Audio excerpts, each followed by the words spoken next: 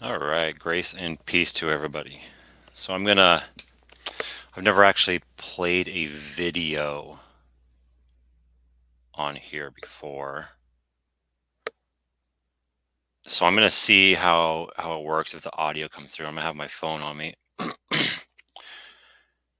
I'm gonna see how it works if the audio there's gonna be an echo because I have my phone playing as well too. So forgive me for that. But I'm gonna see how the audio plays. So let's try.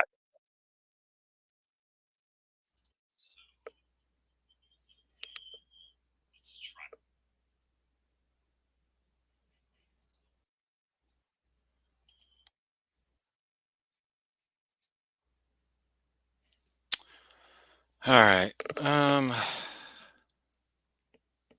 Let me see. I'm not sure how to do this because my headphones is on my microphone's on my headphones, and or actually, let me check something out. So I'll have the microphone, yeah, as my microphone. And I'll have the speaker as my speakers. Maybe that'll work. Yeah, I'm trying to. I don't know this program too well. I apologize. I'm gonna try to work around it. Hopefully, I can do that. Let me try again. My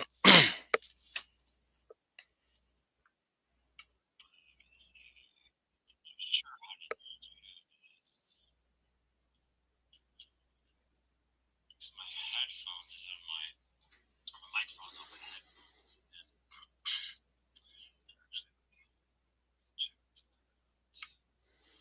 So I'll have the microphone. Yeah, my microphone. I'll have the speakers. Maybe that'll work. Yeah, I'm trying to. I don't know this program too well. I apologize. I'm gonna try to work around it. Hopefully, I can do that. Let me try again.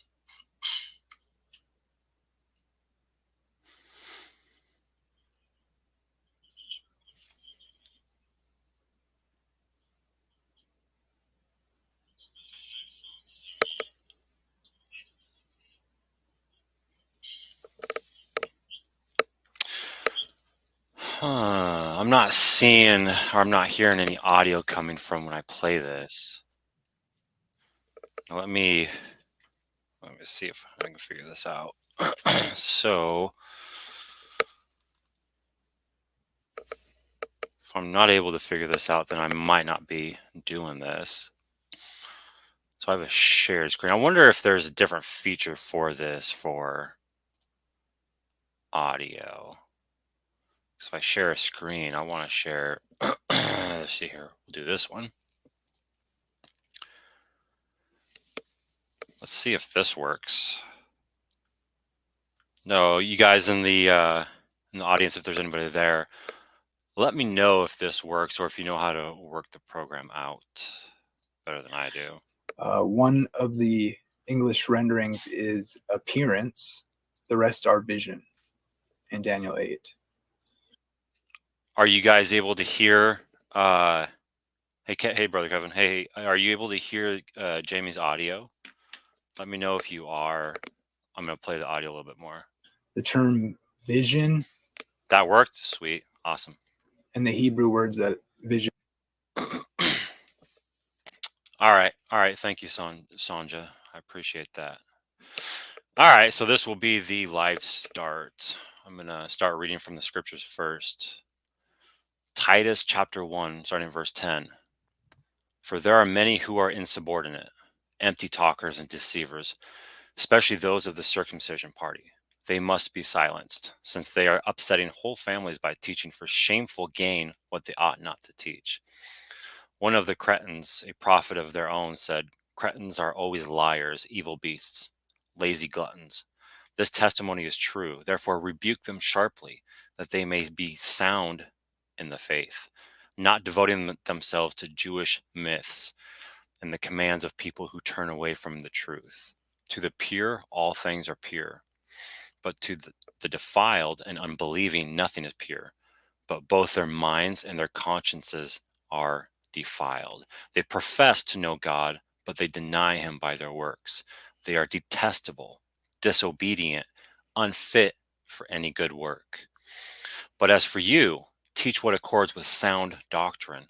Older men are to be sober minded, dignified, self controlled, sound in the faith, in love, and in steadfastness. Older women likewise are to be reverent in behavior, not slanderers or slaves to much wine.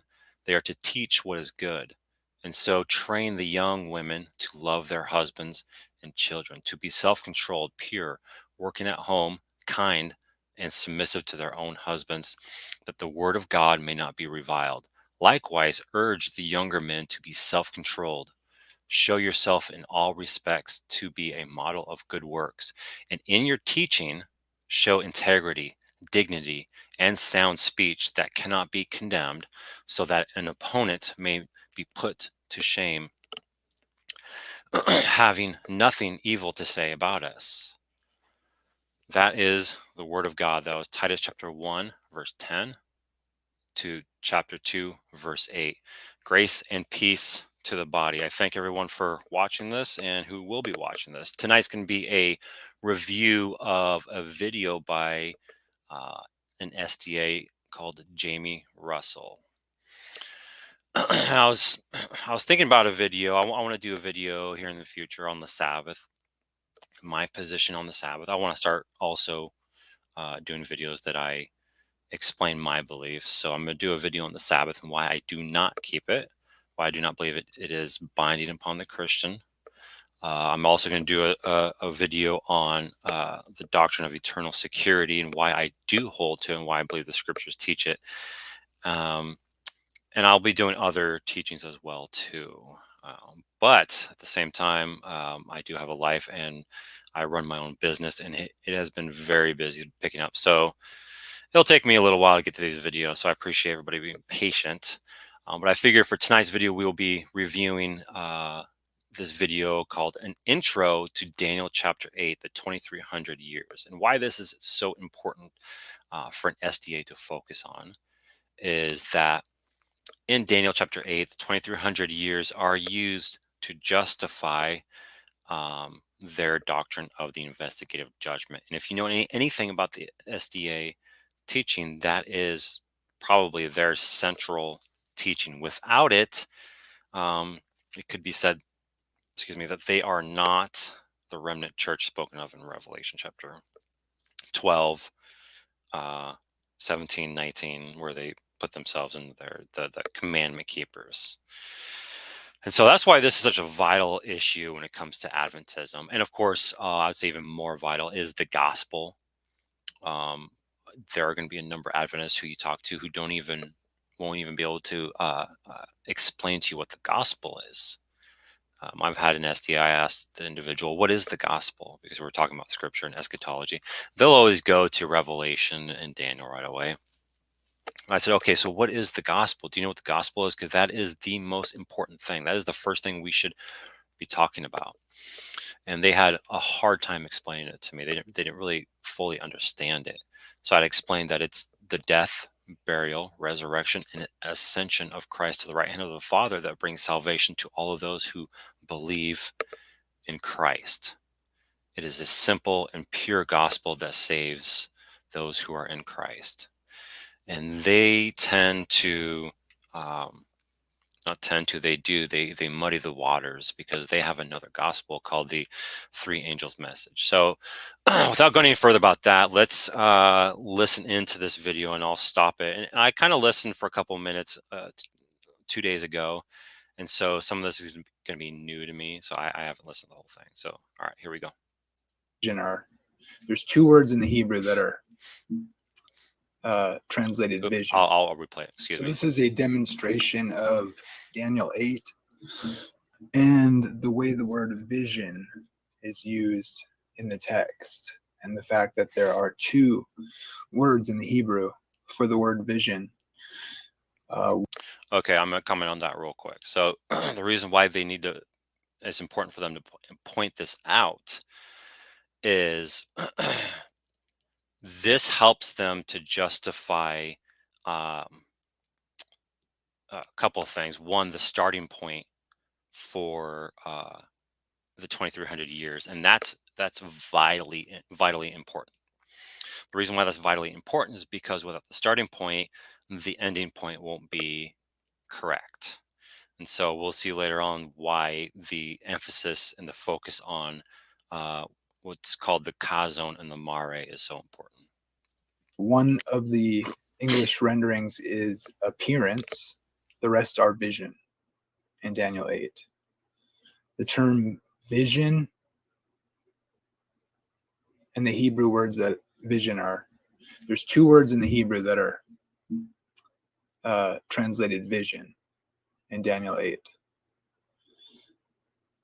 Of those two words, translated vision, they're translated vision 10 times. And one of the times, one of the two words is translated into the English as appearance. And that would be one of the two words that's used the least. One of them is used 4 times in the Hebrew, which is mare. And one of them that's translated vision is kazon or shazon. And that is translated to the... So I'm gonna stop there for a second. So the Kazon is right. So the Mare can be translated a couple different ways. It is appearance or vision, but what the Kazon is, it's the mental visionary experience, whereas the Mare is more of the. And you'll notice this, and I'll point this out. But in the book of Daniel, the Mare, because it's used in chapter 1 a number of times, the Mare is about the appearance of. It's always with the appearance of a angelic being, and this angelic being brings understanding. So that's important to understand. All right, let's continue. The English word vision 7 times. 3 times mare is translated into vision, 7 times kazon is translated to vision, and once what we see in English as appearance is mare. So 4 mares, 7 kazons. So let's take a look. In the 3rd year of the reign of King Belshazzar, a vision appeared unto me, even unto me Daniel, after that which appeared unto me at the first. And I saw in a vision, and it came to pass, when I saw, that I was at Shushan, in the palace, which is in the province of Elam.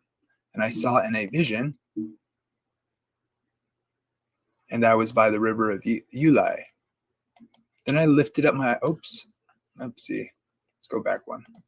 Then I lifted up my eyes and saw, and behold, there stood before the river a ram which had 2 horns, and the 2 horns were high, but one was higher than the other, and the higher came up last.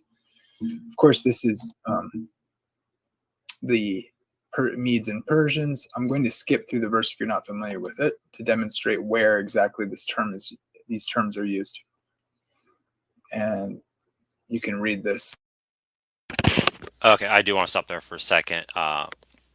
So in verse 1 and 2, the Kazon, he may show this further, but I do want to mention real quick that in verse 1 and 2, it's Kazon, and so it's that visionary experience that's happening. So he gets the vision, right? And and I'll point this out to when it happens. But what the SDA needs to do is it needs to say the Mare and the Kazon are 2 different visions, whereas in the text it's really just one vision, and then there's a mare of understanding within that vision. And I'll make that more clear. I've done other videos on this as well too, so you can watch those and get a further more in-depth explanation of that On your own if you're not familiar with it. Okay, now there's one in these 4 verses. There's one time, verse 13. How long shall the vision concerning the daily sacrifice and the transgression of desolation to give both the sanctuary and the host to be trodden underfoot? And it came to pass when I, Daniel, had seen the vision, and I heard a man, or the vision, and sought for the meaning. Then behold, there stood before me as the appearance. That's one of the words. It's usually translated vision in this chapter. And I heard a man's voice between the banks of the Eli, which called and said, Gabriel, make this man to understand the vision. So he came near where I stood, and when he came, I was afraid and fell upon my face. But he said unto me, understand, O son of man, for the time of the end shall be the vision. Now, an interesting fact about these 4 verses is 2 of them are Shazon and 2 of them are Mare. We'll get to that. None in those, and then I don't think there's any in those. And then the last 2 verses of the chapter, we have 3 times vision is used. And the vision of the evenings and mornings, which is told is true, wherefore shut thou up the vision, for it shall be for many days. This is another interesting fact in these 2 verses. And I, Daniel, fainted. It was 6 certain days afterwards. I rose up and did the king's business, and I was astonished at the vision. Guess what? What? These 3 are not the same word. What? No way. But when you read it, you would just think they were absolutely identical, what he's talking about. How would you know if he's not just talking about a single vision? You wouldn't in the English. So I would say that the translators definitely knew about the Mare and the Kazon. But the issue is that the SDAs think there's this important significance and difference there, whereas the translators, I would say, properly translated a vision because it's a visionary event. So even if there are 2 different words, it is still proper to translate a vision because words, they have a sense or they have a definition, but they're not given a meaning until they're put into a context. And the context of Daniel 8, I think, makes it clear that that vision is appropriate translation of those words. And what you'll see now, I don't remember because I skimmed through the video a couple days ago, but I think he gets more in depth. And what you'll see is they have to focus on where it says none understood it, and they would say Daniel did not understand it. That it's possible, right? It's also possible that Daniel did understand it because Gabriel came to give him understanding. And I would say that Gabriel did not fail in that. Now, I guess you could say Daniel failed in that, which, I mean, and then what do we even mean by understanding? Do we mean that he has to have a in-depth, perfect knowledge of the vision, or can he have a general understanding? And also what seems to point out that Daniel understood it is that Daniel says here in verse 26, notice he says the Mare, that is the explanation of the Kazon, the Mare of the evenings and mornings is true. So he said it's true. I guess you could say that, well, it's not Daniel actually saying that, it's the Spirit. I'd still say it's Daniel saying that, though. Daniel's saying that the vision, the Mare, is true. So that's important. And like I said, I'll go over that again if he points that out. So let's explore this. 2 Hebrew words are translated vision, and then of course the one which is appearance. These 2 words are Mare and Shazon or Kazon. So I'm going to try to help demonstrate this fact. We're gonna color code these, which will be helpful later. Feels like I'm in like grade school. That's kind of awesome. So, chapter 8, 2 words for vision. Kazon, Teach, teacher, Mare. Let's take a look. Verses 1 and verses 2, twice in verse 2, are Kazon. You see there? A Kazon appeared unto me. This is the beginning of the chapter, verse 1. And I saw in a Kazon, same word. And I saw in a same word. Those are all the same word in these 2 verses, the first 2 verses. So the context of the vision in Daniel 8 is Shazon or Kazon. I'm not sure what you mean by the context of Daniel 8 is the Kazon. The vision, that's what Daniel 8 is, the vision that's given to him. But I guess you could say context of it. I'm just not sure if you're implying something from that. Pretty standard there. Okay, let's see where the next version or the next usage is. Okay, verse 13. And I heard one of the saints speaking, and another saint said unto the certain saint which spake, how long shall the vision concerning the daily sacrifice? It's Shazon also. So far, all the context is Kazon. Okay, I'm gonna point this out, and so I don't forget, because I have a number of points that I've had in my head, and I forget them, and they come back. So, um, if you ever seen the movie Up with the balloons tied to the house, and if you've seen that, there's some dogs in there, and they'll often go, they'll be talking, and then they'll go squirrel, and they'll get distracted real easy. Unfortunately, my mind works that way a lot of times. So I'll have a point or I'll have an argument, and then my mind goes squirrel, and I'll forget it. So um, notice here, the Kazon is about what? The 2300 evenings and mornings. But verse 26 says what? The Mare is also about the 2300 evening and morning. Not the Mare is part of or a section of the Kazon. The Mare is also the 2300 evenings and mornings. They're both the same thing because it's all one vision.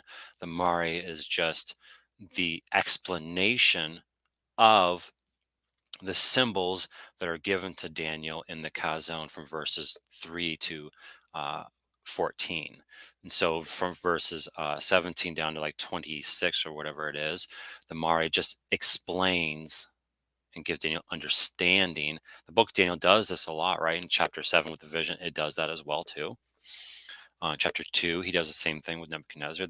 The dream is given, then the explanation is given. That's what it is. So we'll probably see that again. And it's related to the 2300 days. Okay, verse 15 and verse 15. Oh, interesting. Two different words in the same verse, translated vision. Wow, that's confusing. Well, no, it does. It's not really confusing. I mean, what's confusing about it? I mean, Kazon was used three times in two verses, in verse 1 and 2, and it wasn't confusing. It's just repeating. Doesn't have to mean it has to be confusing.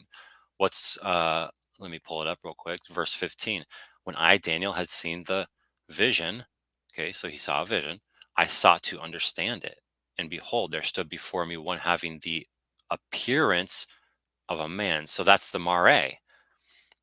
There's nothing confusing. And actually they translated appearance because a man appeared before him in the vision. That's what that is. Because look at verse 16. I heard a man's voice between the banks of the Ulai, and it called Gabriel, make this man understand. So the Mare is just the appearance of the angels or the man or the men in the vision. It's a visionary appearance, and I would say it's a visionary appearance that gives understanding. So saying it's confusing kind of paints a picture for the listener, because it's not really confusing. I don't think it's been confusing for people throughout the millennia. I mean, maybe there's some who were confused by it, but probably not many. So we were talking about the Kazon in the last verse on the last page was verse 13. He came unto me unto 2,300 days. Then this is a King James version. And shall the sanctuary be cleansed. So he's been talking about the Kazon so far 4 times. Yeah, no, I'm starting to wonder if he's a KJV only, us using the KJV and all that. Kazon. Came to pass when I, Daniel, had seen the Kazon and sought for the meaning, then behold, there stood before me as the appearance of a man. It's actually the first time in the chapter we get this new word, which will from here on out be translated as vision. But something to do with the Kazon. There stood before him a mare, dealing with a man. And I heard a man's voice between the banks of the Uli. Maybe that was a misspeak, but it's not dealing with a man, it's appearance of a man. That's why it's mare. Which called and said, Gabriel, make this man to understand which is it going to be? I don't know. Verse 16 What? and 17, one of each. Oh. So everything in the text up to this point has been about the kazon, and then suddenly standing before him is the mare of a man, and then one man's voice said to the other, make him understand the vision. But it's no. See, that's when he says up to verse 14 has been about the kazon. That's what he's implying with that is wrong. What he's implying is that that refers to the 2300 specifically.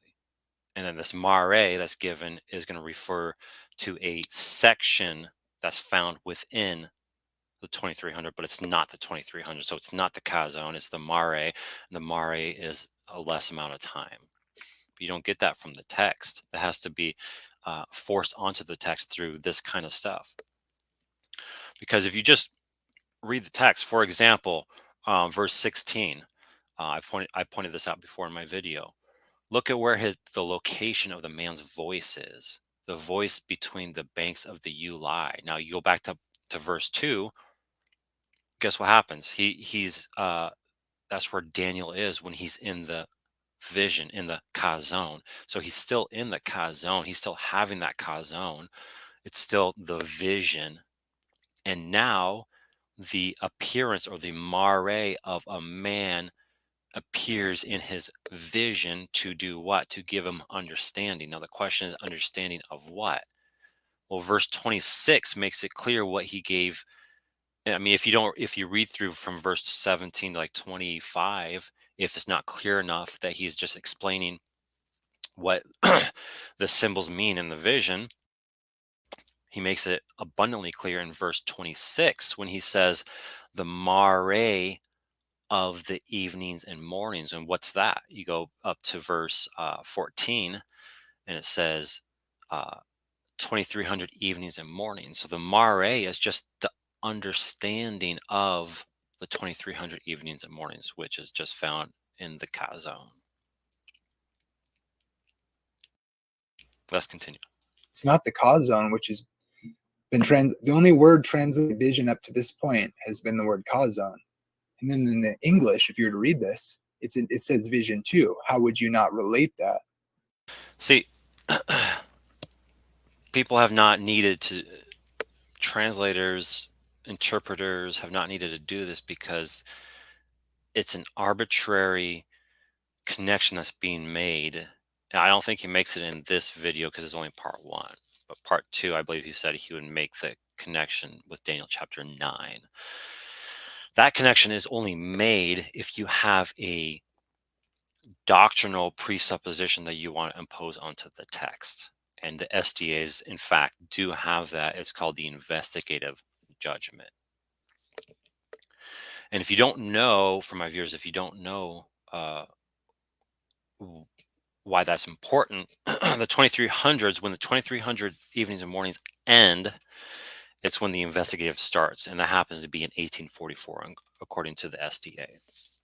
And so that's why, and that's their gospel. That's part of their gospel, I should say. And that is also, I'm pretty cold. That's also, I would say, the central pillar of Adventism. Without the investigative judgment, I mean, what is Adventism? Just a Sabbath-keeping church, really. I mean, you get rid of the investigative judgment, and maybe they'll abandon the rest of their false gospel and believe the true gospel, which would be pretty good. It'd be not pretty good. It'd be great. It'd be awesome. It's other term, but it's not that other term. It's mare, which is translated for the first time as appearance. But if you're reading in the English, this would be seemingly associated with all the other mentions of the term vision, but it's not. It's a different word. And it's is in the text once before in the previous verse. The last mention, in fact, was mare, is an appearance of a man. And then this voice says, make him understand the mare. And the last time back, and then it says this: so he came near where I stood, and when he came, I was afraid and fell upon my face. But he said unto me, understand, O son of man, for at the time of the end shall be the kazon. Right. And so the time of the end, what that means is what? Verse 23, at the latter end of their kingdom, when the transgressors have reached their limit, a king of boldface, one who understands riddles, shall arise. That's the time of the end. That's referring to right here. So the question needs to be asked: the latter end of whose kingdom? Who's the there?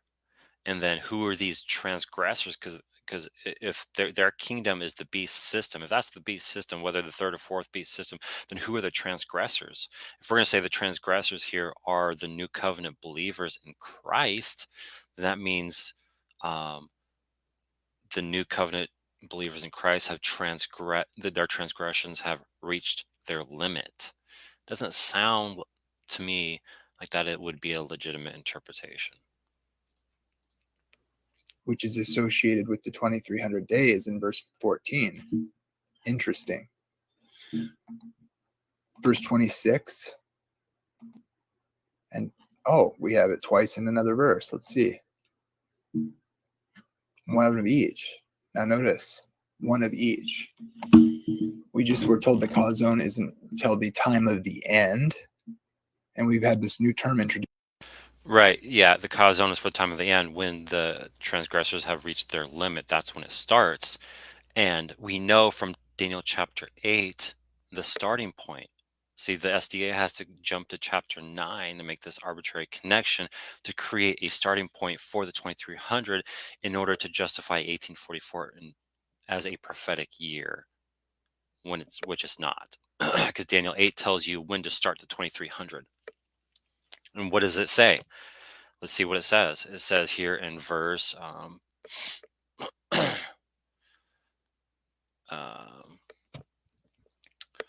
let me get up to, I get confused with the verses. I think it's verse 9. No, verse 9, 10.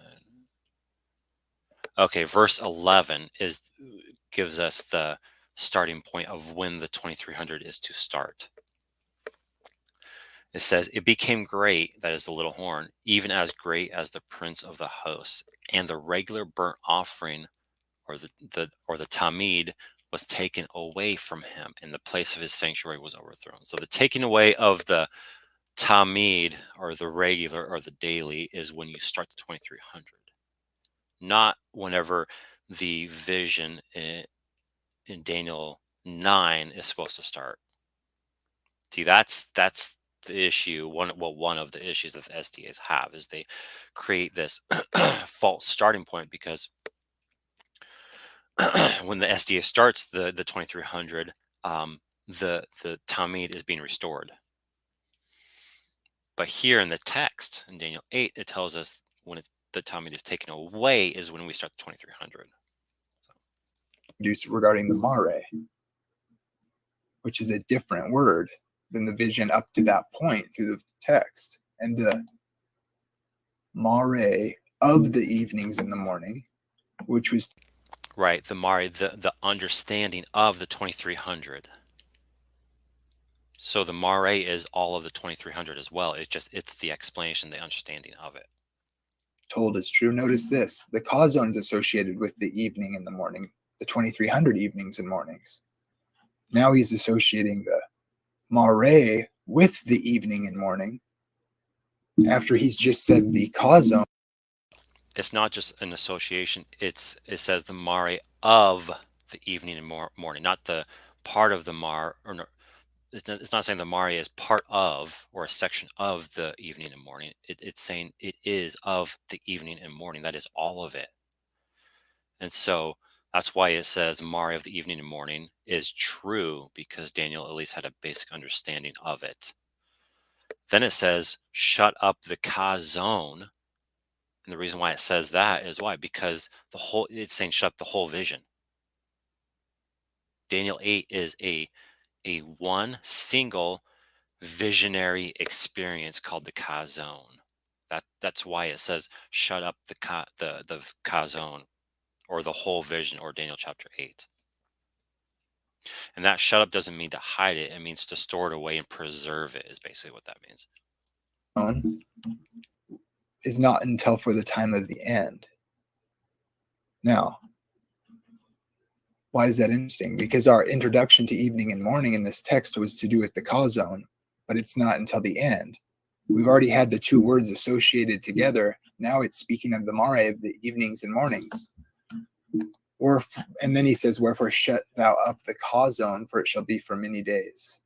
Which, like in the previous, notice this.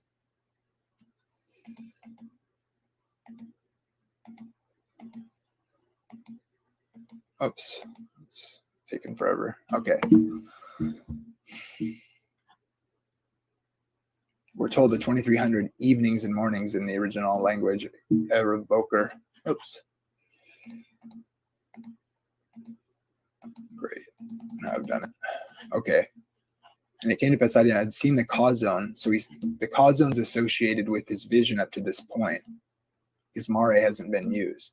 No, the Kazon isn't associated with the vision. The Kazon is the vision itself. The visionary experience that's happening is the Kazon. And then because of that, he's shown these symbols, verses 3 to 14, and he's told things about them, but he doesn't understand them. So Gabriel comes and gives him understanding, which is called mare. So the 2300 evenings and mornings are associated with the only vision he's had.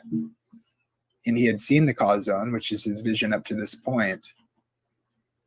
And then we get this mare introduced.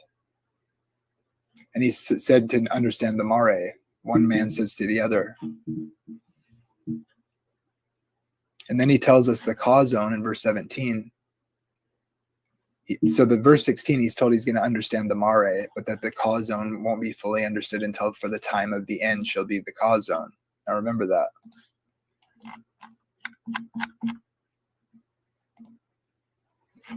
And the mare of the evening and morning, which was told is true, wherefore shut thou up the Kazon, for it shall be for many days. So both times it mentions for the time of the end or for many days, it's talking about the Kazon. Right, because it's not going to happen for many days. It's not going to start for many days. It's going to be a while before it starts. That's why here in verse 26, Daniel is told to shut up or preserve the vision, because it's not for many days, not for a while. And we're told that the mare he is to understand. And I, Daniel, fainted and was sick certain days. Afterward, I rose up and did the king's business. Now, I'd have to relook at the Hebrew and the Greek for that. But I think what it's saying is that the mare, it's more proper to say the mare is understanding, or it's giving understanding. It's not that the mare is a separate vision, but rather it is a visionary explanation or visionary understanding that happens within the Kazon. And I was astonished at the vision, the mare, but none understood it. Then chapter 9 begins. So he doesn't understand either. And that's how the chapter ends. He's told the Kazon isn't for him to be understood, and it won't be until the time of the end and for many days, where he's told in the vision that he is to understand the mare. So all we know so far is the Kazon won't be understood till the time of the end or for many days. Well, okay, let me, I was reading. Let me rewind that a little bit. I apologize. I was reading. So he doesn't understand either. And that's how the chapter ends. Well, he's told the Kazon isn't for pause. That's possible. Like I said, that's possible that he also did not understand. But the thing I pointed out with Gabriel said he came to give Daniel understanding. So the question is did Gabriel fail in that mission to give him understanding? Or did God think that even though he gave him understanding, did he know that he would not be able to understand it? But here in verse 26, if you look at verse 26 in Daniel 8, it says what? Daniel says the mare is true. That means at the very least, a basic level understanding was had by Daniel. So I think it's more proper to say that anybody else he talked to about the vision or showed, like if he when he wrote it down, he showed it. They did not understand it. For him to be understood, and it won't be until the time of the end, and for many days. Well, okay. So where does it say that it won't be this vision won't be understood until the time of the end? I'm not aware where it says that. Uh, where does it say that there won't be any understanding of the vision in Daniel 8 until the time of the end? I need to see that in the text, honestly. And I think that what they do is they go to Daniel chapter 12, where Daniel chapter 12 says that. Now, that is possible, but it's also possible that Daniel 12 is just talking about the vision given to him in Daniel chapter 10 to 12, and not every single vision in Daniel. I think that's a little more proper of an understanding. Okay, what was I doing? Brain fart. Okay. He's told in the vision that he is to understand the mare. So all we know so far is. So I have different versions. I used to have a lot more versions before I got a new computer. I had like 40 versions on my eSword, and I had like 30 dictionaries and tons of commentaries and all kinds of cool stuff. But I lost a lot of it. So, but I do have a translation here called the Apostolic Bible Polyglot, and it's the Greek Old Testament. And how the Greek Old Testament translates verse 16. It says, and I heard the voice of a man in the midst of the Uli, and he called and said, Gabriel, bring understanding for that one, the vision. Oh, sorry, excuse me. Bring understanding the vision for that one. Sorry, I read that backwards. So in other words, it's just reinforcing what I'm saying about the mare. The mare brings understanding. We see this in Daniel 9 as well, too. And we even see this in Daniel 10. So this is another point that needs to be pointed out if you are talking to an SDA. Daniel 10 says that Daniel understood the mare. So if we want to talk about a connection, that would be more proper of a connection to make, because if you're going to say in Daniel 8:27 that he did not understand it, well, guess what? Daniel 10 says he understood the mare. He had understanding of the mare. So that could even be understood that he understood Daniel 8. I did say understand twice in a row. But that could be understood that, yes, he did already have understanding of Daniel chapter 8 in the vision there, even a basic level of it. It doesn't have to be an intricate, Ellen G. White's going to come around in 1844 understanding, right? All right. The cosm won't be understood till the time of the end or for many days. He's told that the mare should be understood, and then he ends the text not understanding either. Where does it say he should understand it? But he didn't. I mean, I guess it could be implied that when this translation says none understood it, it could be implied that Daniel was included in that, but I don't think that is necessary at all. It's kind of like saying Gabriel kind of failed in his mission that was given to him by God to give Daniel understanding. So stay tuned for part 2, where we go into chapter 9 and see how these terms are used regarding the 70 weeks prophecy. And we're going to see, and right there, when that video comes out, I will review that as well too. That right there is the connection they have to make. So they have to make the starting point for the 2300, not the starting point that Daniel 8 says it is, which is the taking away of the Talmud, but rather it's the same starting point in Daniel 9, which is 457 BC. So that way they can stretch the 2300 to be 2300 years, and it can end in 1844, thus making the Great Disappointment actually a great event, a prophetic event in time. And their church being the only true church that has the last day remnant truth that you are supposed to believe on. Going to find out that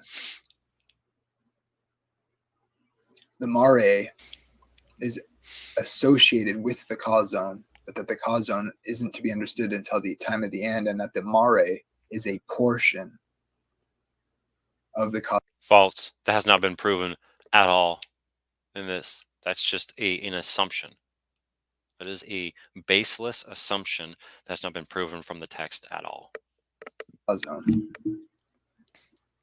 Therefore, and that the Mare is associated, it's what the 70 weeks is the Mare, the appearance of a man. See, so there's that the Mare is a section of the Chazon, but it's not the full Chazon, which Daniel 8 does not support that at all. There's not a single ounce of evidence in Daniel 8 that supports this. The whole text refutes this argumentation. It clearly shows that the Mare is just, as I've said like 100 times, it's just understanding of the symbols that were given in the vision. That's all that is. Daniel 2 does the same thing. Daniel 2 has a dream and then has a Mare of understanding. Daniel 7 does the same thing. It has I forget the exact verses in Daniel 7, but it has the vision, so it has the symbols, and then it has this like interlude from verse 11 to 14, I believe it is, and then it has understanding or explanation given. That's how this stuff works. It's how it's the same thing in each vision. And that it's cut off from the Chazon. No, red. That's also assumed. There's nothing here in the text that says that the Mare is cut off from the Chazon as a section of it. That also is taken from Daniel 9, based off the assumption that the Mare is the same Mare. You can have multiple Mares. You can have multiple explanations of multiple different visions. They don't have to be speaking about the exact same thing or be connected in the way that they're saying it is. Especially because Daniel 8 deals with what? The third kingdom. Whereas Daniel 9 deals with what? A time prophecy about the restoration of Israel, starting in the second beast system, and then ending in the fourth beast system. So they're not connected. Which is for the time of the end. Which means the Chazon has to be longer of a period of time than the Mare. And that the I wish I could play like a little clip of Trump saying wrong. I wish I knew how to do that. I don't, unfortunately. I'm pretty simple when it comes to technology, but that'd be hilarious. Mare is the 70 weeks prophecy.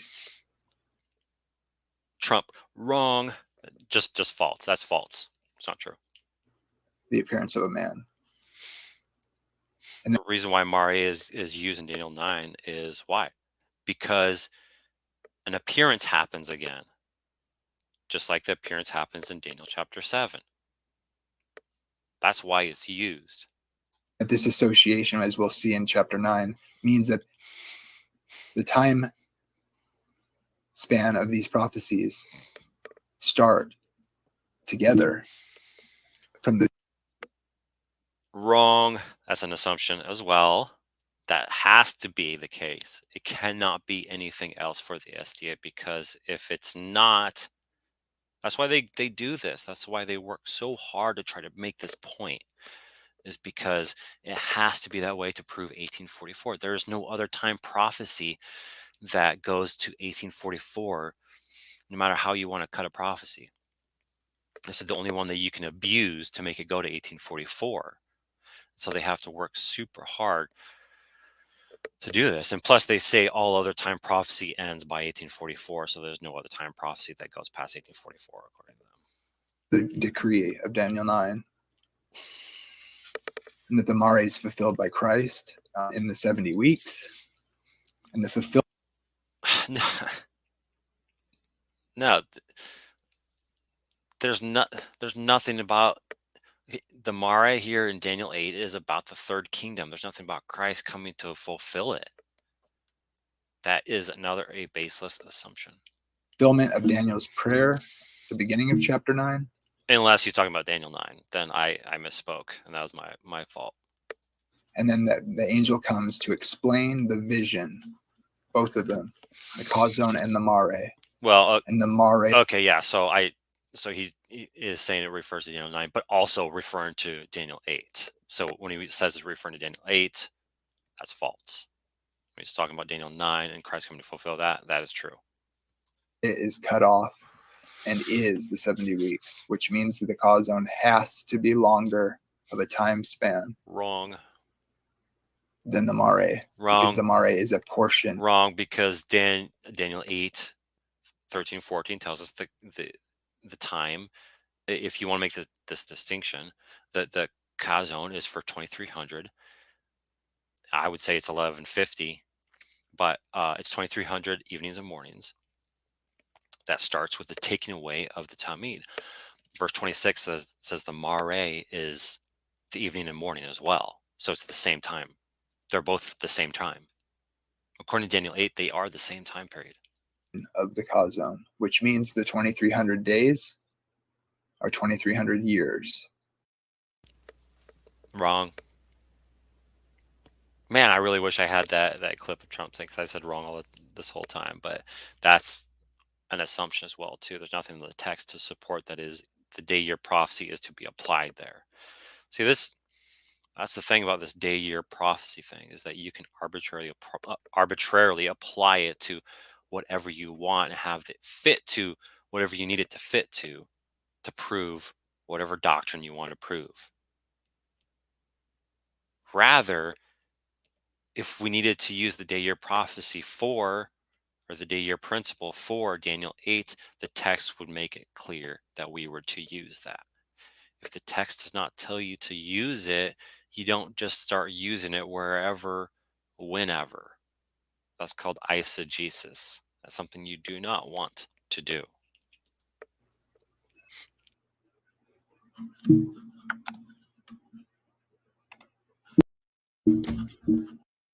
Okay, so he is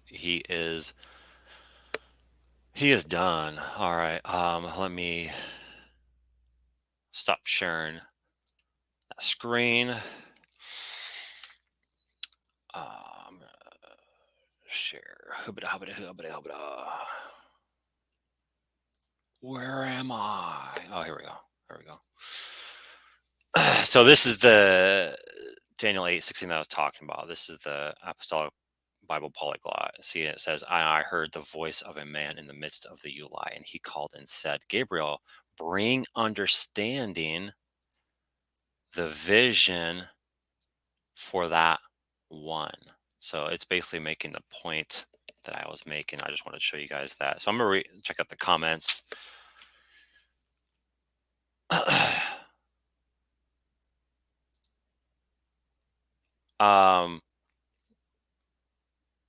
The whole SDA interpretation is an assumption and a claim that is not accurate. That's why nobody in history ever held to it.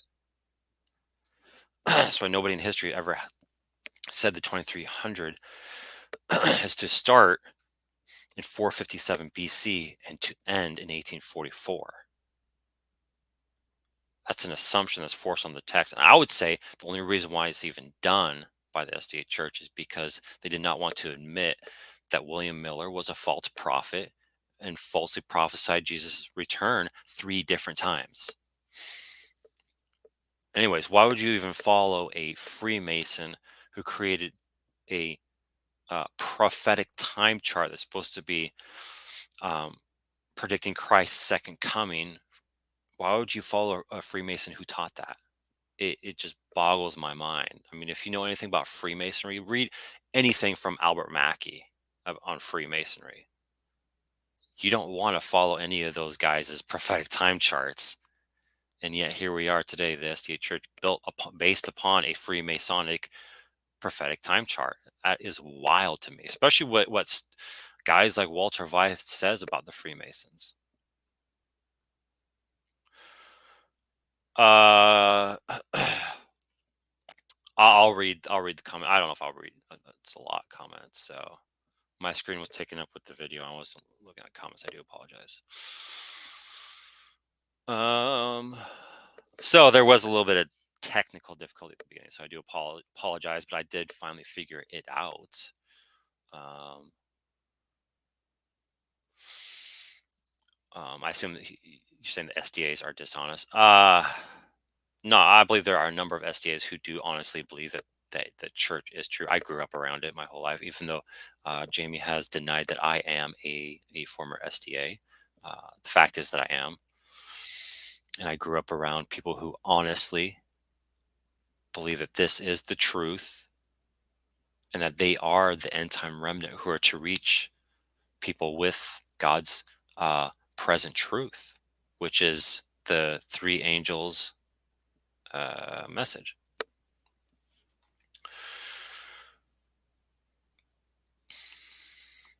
I talk to so-called experts, and they don't even know the word vision because it's not a significant thing. Only those who understand Adventism will really focus heavily on that, unless there's somebody who does like a doctoral dissertation on the words. There's not going to be a heavy focus on that because it's not as important as what the SD Church is claiming it is. There wasn't some hidden agenda to hide that there was two words being used for vision there, especially when they translate it as appearance once to make it clear that it refers to the appearance of the man in the vision. I think this is my first time to discuss this. It's very awkward. Yeah, it's fine. No, I don't care about that. It's all good. I mean, what I mean by I don't care is it doesn't bug me. Well, of course, yeah, because it refers to appearance.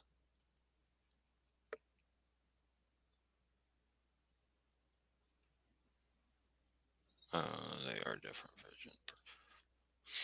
Well, they would need to be, wouldn't they? They would need to be separate visions.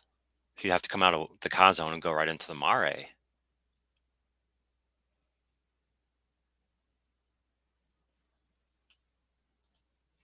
I think Mara is a particular part of the. That's fine as well too, I guess. Even though it doesn't really help your case at all.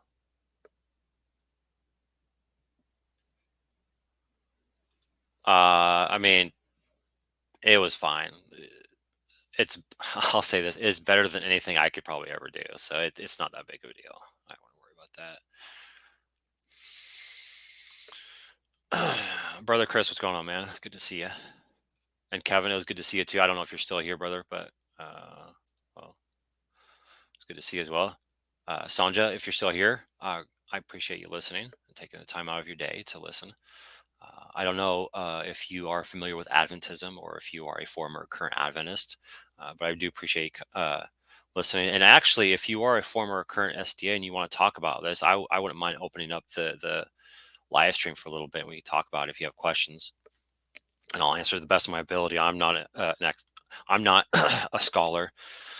I'm not a theologian in the trained seminary sense. But I think we should all be theologians in the general sense, right? We should all seek to understand God's word and his truth. Okay, where was I? The text demands. No, it doesn't. No, it doesn't. No. No. What was not understood? It could be that nobody else understood it. Like I said in my when I talked, that Daniel showed it to other people, talked to other people about it, and because he was in exile with other Jews for a long period of time, 70 years. So when he had these visions, I'm sure he talked to people about them, and they're like, I don't know.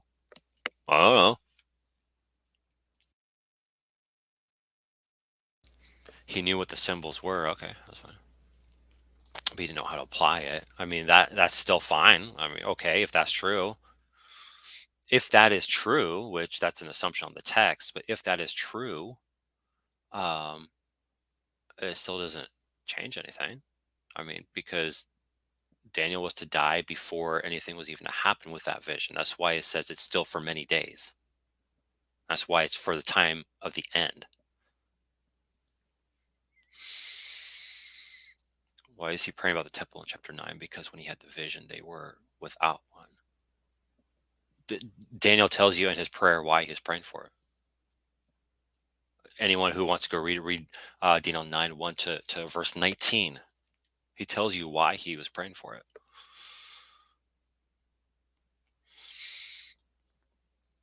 The prophecy spoke of a temple and its defilement in the future. Right, but the defilement happens when? In chapter 9. If you're talking about chapter 9, when does the defilement happen in chapter 9? Is it the same defilement as in chapter 8? I would love to hear you answer that. Let's see. Let's scroll down here. I'm not sure if he's still listening, actually. So if that is okay, so chapter 9 speaks about defilement of the temple. Very true. If he is listening, Jamie, if you're listening, when does that defilement happen? Because I'm pretty sure you have an ending point for that vision in Daniel 9. So that means it has to be at a certain point in time before that vision, Daniel 9, ends. So when's the defilement happen in Daniel 8 in the 2300? Because when the defilement happens, that's when the 2300 starts, according to Daniel chapter 8. So let's figure this out, right?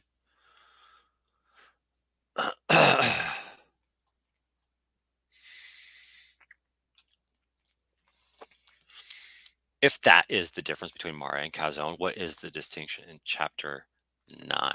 Off the top of my head, I'm not even sure if there's a distinction. I have to read it again real quick. Brandon, how's you doing, brother? Good to see you. So the reason why they are focused on Daniel 8 so much is because it proves, supposedly, according to them, obviously, it proves 1844 investigative judgment. It proves that, which means that they are the true remnant church spoken of in Revelation chapter 12, where the dragon pursues the children of the woman, the remnant who keeps the commandments of God and the testimony of, and the faith of Jesus. That that is why they focus so heavily on that. Because without that, then they are not that, and then also proves that they have the spirit of prophecy. Who is this man? I don't know. Another angel.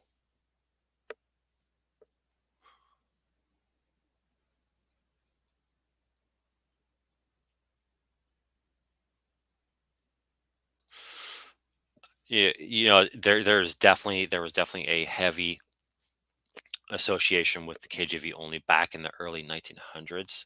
I forget the gentleman's name, but he was an SDA who promoted the KJV only, and he wrote some papers on it. And then there was a prominent, I believe, Baptist KJV only who used his work, the SDA's work, to support his KJV only position. So that is definitely interesting. Whoso loveth instruction loveth knowledge, but he that hath reproof is brutish. Amen. Glory to God. It's interesting that all the 19th century American cults, Christian cults, or cults that are based on Christianity, use the KJV, and the Freemasons also use the KJV. It's pretty interesting, the emphasis on the usage of the KJV. Now that we know the Jehovah's Witnesses eventually created their own translation, and the SDAs did as well too. Although it's a paraphrase, it's called the Clear Word Paraphrase. You can look it up. It's the SDA Bible. Let's see. see, I follow Sola Scriptura, or I found by following the trail from another channel. I have to jump off for a few minutes, but we'll come back for other streams. Awesome. I appreciate you coming, Sonja. Grace and peace to you. God bless. I hope you find some of the stuff that I do beneficial. Like I said, I'm not sure if you are current or past SDA, or if you're just interested in this kind of topic. But if you are current or past SDA, I wouldn't mind talking to you if you have questions about anything. I'd be up for that. I don't mind setting up a stream.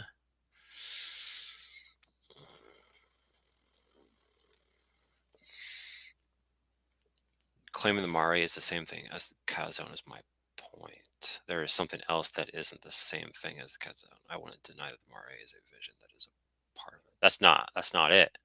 The Mare is just all of Daniel 8 is one Kazone.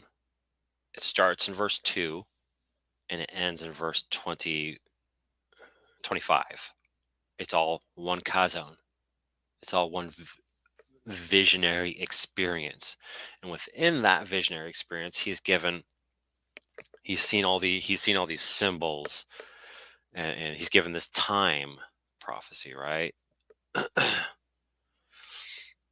And then the explanation. Then a angel appears and gives him understanding explanation of what he saw, the symbols that he saw. That's what that is. It's nothing more than that.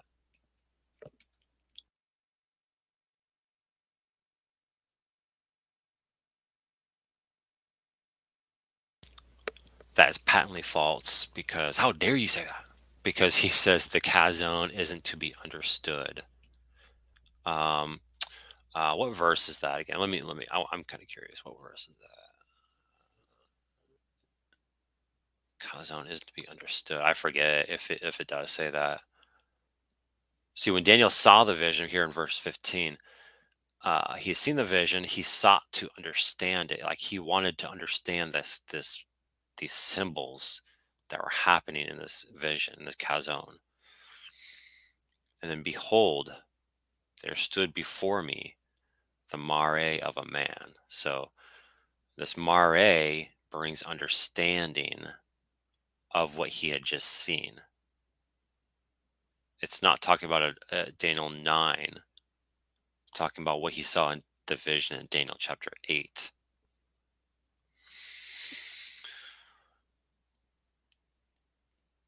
Because notice here in verse 13, look at this. Verse 13, it says,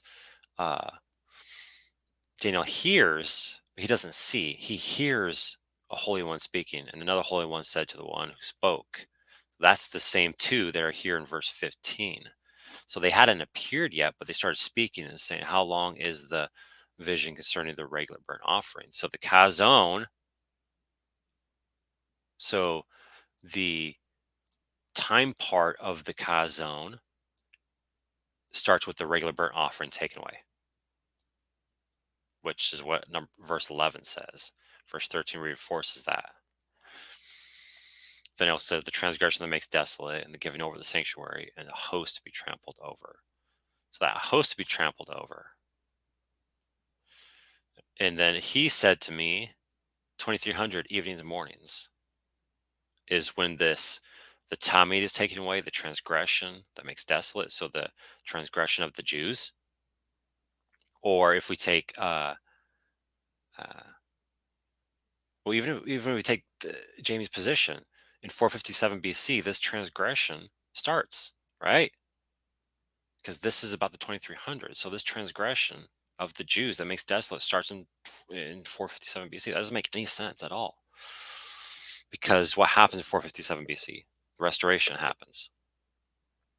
The exact opposite happens. That is wild to me. That's crazy. I'm going to scroll to the bottom, see if there's any more. I'll read a few more comments, and I think I might. I don't know if anybody's interested in talking about this. If you are, I don't mind opening up the stream for a little bit and we can chit chat about the vision in Daniel 8. Let's see, how long have they been explaining Daniel 8 like this, using Mara and Kazone? were they always doing this since 1844? Is this something that they started doing later? Yeah, that's crazy you mentioned that, because I was going to look that up today, and or no, yesterday, and I totally spaced it because I don't know off the top of my head. But I was thinking about that yesterday. I was thinking, did William Miller teach this? That would be interesting. I might have to look in that, and I'll get back to you on that. But that's pretty wild that you mentioned that, because I was thinking the same thing.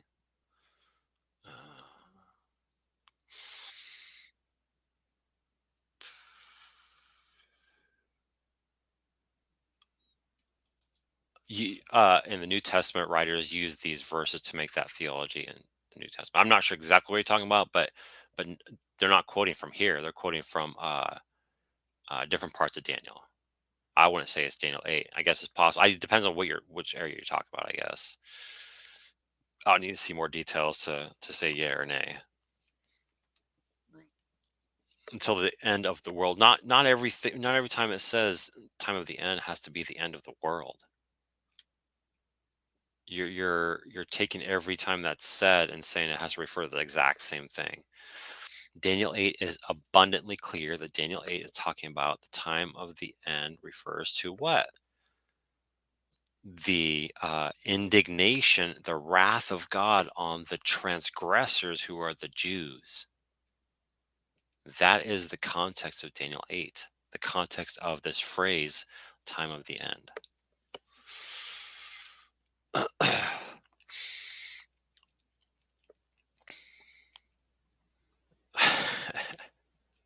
Yeah.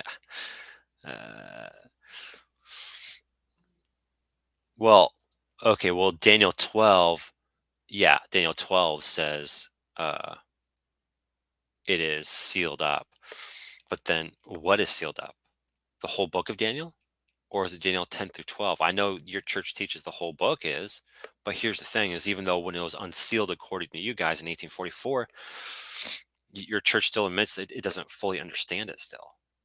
So I guess it's still being opened up, right? But then if you understand the pioneers, not only was there time setting in the early Adventist time, but they were expecting the return of Christ in their lifetime. That means they would have had to fully understand it in their lifetime. And yet, when that failed and Christ never came, all of a sudden over time there's some lack of understanding. Your own commentary even mentions that there's understanding when it comes to some of the stuff in Daniel 10 through 12. All right, let's see. If the mare was the same thing as the chazon, then it wouldn't say the chazon is for the latter end. I don't even know why you're saying that. That doesn't make any sense to me at all. It's this hard distinction between the two, as if they're, like I said, two separate things, one part of the other, but the part not being the whole. It's these. Again, that's what people who have these false doctrines, and especially when it's part of your gospel, you have to be so hard. You have to try so hard to prove it. But you make all these claims and all these. You abuse the text. Honestly, that's what it does. That's what you do.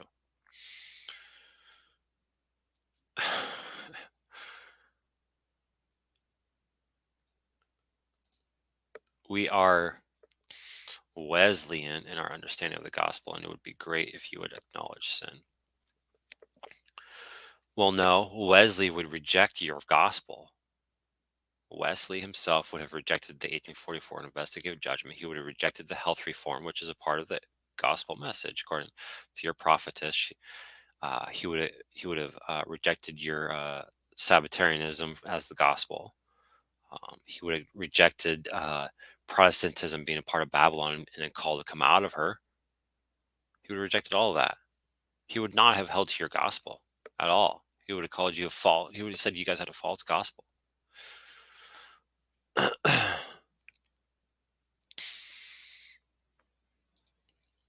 You only deny it because you think it is wrong without knowledge. Okay, yeah, whatever. All right.